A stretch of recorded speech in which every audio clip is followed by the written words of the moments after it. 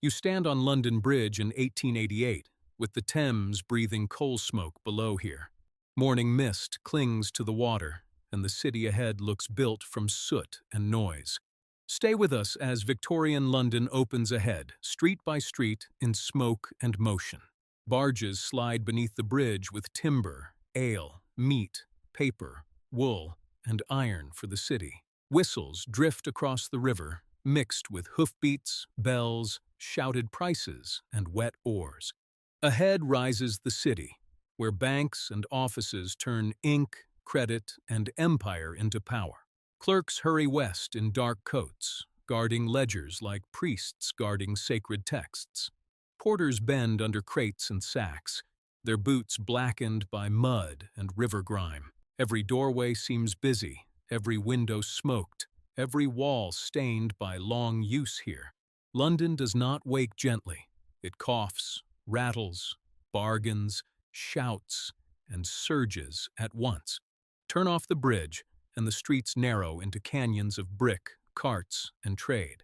Shop signs jut above your head, painted thickly enough to outshout the fog here. Wheel rims scrape the stones, and dray horses lean into loads with patient misery. Messengers weave between wagons, dodging dung, puddles, and sudden bursts of temper. A newspaper boy cries headlines no one fully trusts, yet everyone still buys here. A woman beats dust from a mat upstairs, and the powder falls into the crowd below. On one corner, a barber scrapes a jaw beside a bootblack polishing city leather.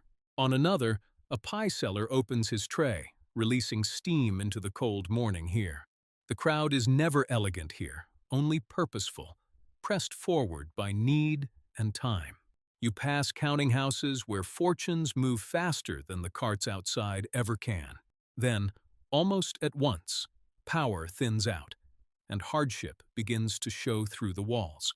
Poulterers hang birds by the neck, and greengrocers stack cabbages like damp cannonballs. A fishwife lifts her voice above the carts, hard and bright as a struck bell here. The smell is a layered thing. Hay, oranges, soap, feathers, smoke, blood, and rain. Boys dart under horses to fetch dropped coins or scraps worth carrying home here. Women bargain with the focus of generals, weighing dinner against next week's rent. No stall wastes space, and no customer wastes sympathy on another hungry stranger. In this city, appetite is a public force, moving elbows as surely as money does. Soon the street opens enough to reveal the dome of St. Paul's through the haze here. Its stone rises pale above the traffic, calm only because distance makes it look so. Step inside, and the roar of London fades to footsteps, whispers, and shifting prayer. Candles tremble inside chapels while polished shoes click over the great flagstones. Merchants bow their heads beneath the same vaults that shelter widows and errand boys. Outside again, the city reclaims your ears before the church doors fully close here. A brewer's wagon grinds past, and the horses steam in the chill like engines here. You head toward Bank, where the architecture hardens and the faces grow more guarded. Stone facades stretch in disciplined rows, severe enough to make debt look respectable. Inside these rooms, decisions made with ink will shape docks, mines, and colonies unseen. A junior clerk hurries by with sealed papers, anxious as if carrying live powder. At the curb, a gentleman lifts his cuff from the mud and barely breaks stride here. Respectability in London is half conduct and half costume, stitched tightly together. The polished boot, the clean collar, the steady pace. Each one declares a rank here. Yet only a short walk away, the same city will strip such signals to bare need here. Follow Cornhill West, and Fleet Street begins to speak in ink, gossip, and deadlines. Printers haul fresh sheets, compositors shout corrections, and messengers fly door to door. Editors argue over empire, parliament, scandal, strikes, and crimes that sell by noon. News here is a commodity with a smell of oil, hot metal, and damp paper outside. You can almost feel tomorrow being manufactured before today's fog has even lifted. They pass crossing sweepers, match girls, and flower sellers with practiced indifference. Still, every trade leaves a sound, and every sound joins the city's endless chord. Walk onto the Strand, and the tone shifts from business to performance outside. Shop windows grow brighter, pavements broader, and carriages more decorative than useful. A handsome cab slips past, its horse polished, its passenger hidden behind good cloth. Hotel porters wait under awnings, ready to make arriving strangers feel expected. Restaurants glow with oysters, chops, soup, and claret set out for paying confidence. Ladies lift their skirts over crossings, careful not to bring the street indoors. Young clerks slow their pace at the sight of silk they cannot yet afford nearby. No one says empire aloud, but it glitters behind the glass in every case nearby. Move into Covent Garden, and the market changes from necessity to spectacle here. Porters shoulder baskets of fruit, while stall-keepers praise peaches with poetic exaggeration. Carters curse, actors laugh, and cooks inspect mushrooms as if choosing jewels here. The square smells less of survival here, more of display, flirtation, and timing. A theater bill flaps on a wall, promising melodrama, comedy, and familiar tears.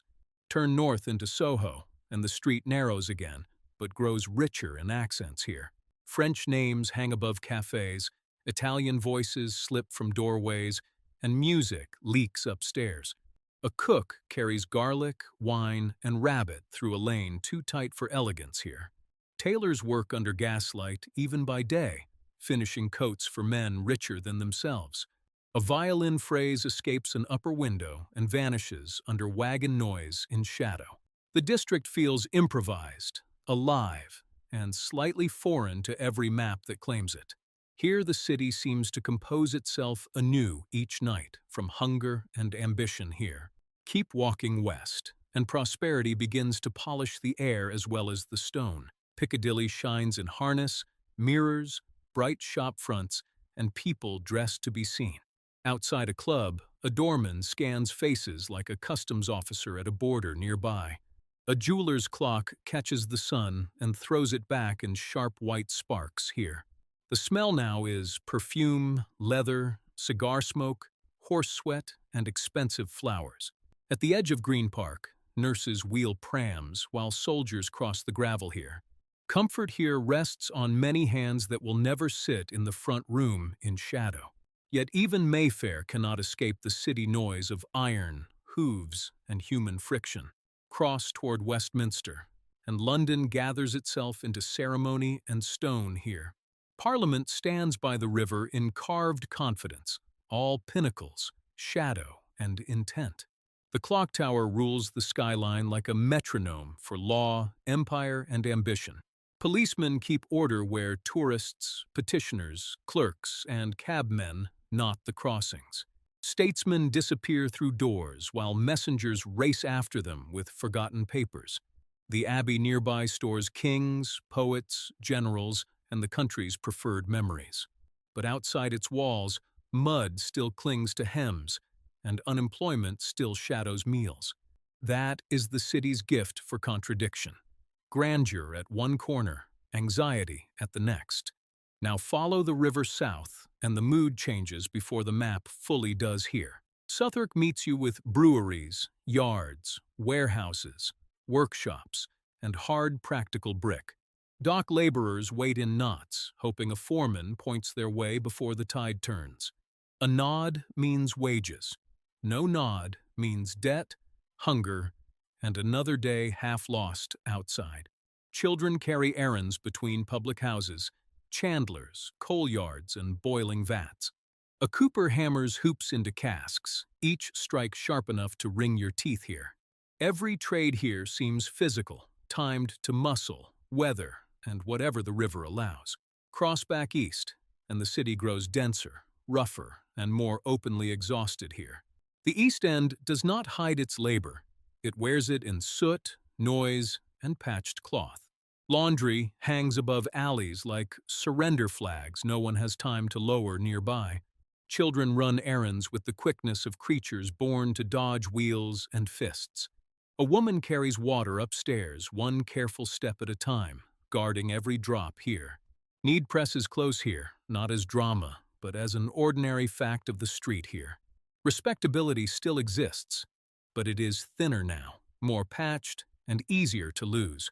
Enter Whitechapel, and the crowd feels tighter, as if too many lives share one breath. Barrows line the roadside, their wheels sunk into ruts dark with mud and refuse. Costermongers sing prices for eels, onions, cress, apples, herrings, and cheap matches. A fried fish stall sends up steam that briefly overpowers the smell of horse dung. Everything is reused here. Boots, bottles, coats, boxes, bones, and yesterday's news. Waste exists only after London has taken every possible use from a thing nearby. Turn down a side lane, and daylight arrives in fragments, sliced by roofs and lines. In upper rooms, sewing machines clatter beside hands still forced to finish by candle.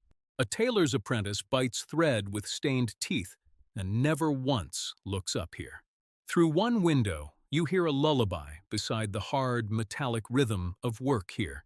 Through another comes only coughing, then silence, then coughing once again here. People joke, flirt, borrow, quarrel, and carry on because stopping would be worse. Pause outside a common lodging house, and the doorway explains the neighborhood at once. Boots crowd the threshold, faces watch the street, and sleep is priced by the night. Inside, heat, damp wool, tobacco, soap, and stale breath share the same tired air. Tin basins knock against walls, and chipped jugs wait on crowded stair landings. Nobody here owns much privacy. Even rest must be negotiated with strangers here. If you linger too long, someone assumes you need a bed or a glass of gin nearby. If you look too well dressed, someone else assumes you are already lost outside. Lamplighters move along their routes, coaxing pale fire into glass and metal cages. Under gaslight, faces sharpen strangely, pale at the brow and hollow at the eyes. Puddles answer with trembling gold, and the fog turns luminous instead of gray here. Night in London is never black. It is amber, brown, greenish, and full of haze here. The city seems to float inside its own breath, half revealed and half withheld here. Step into a public house, and the whole room hums with escape and fatigue still. Men lean over porter, women talk low, and the gas jets flutter above them all here. A fiddler scratches out a tune everybody knows, and nobody claims to love nearby. Coins strike wood, tankards knock together, and laughter rises from tired lungs. Outside, a music hall spills patrons onto the pavement in feathers, smoke, and chatter. For 1 hour, London pretends pleasure can outrun debt, rent, and tomorrow's weather. For 1 hour, it almost succeeds, and that may be reason enough to stay outside. Return east after dark, and the same streets feel narrowed by shadow and rumor here. A constable turns a corner, useful more in theory than in comfort on such a night.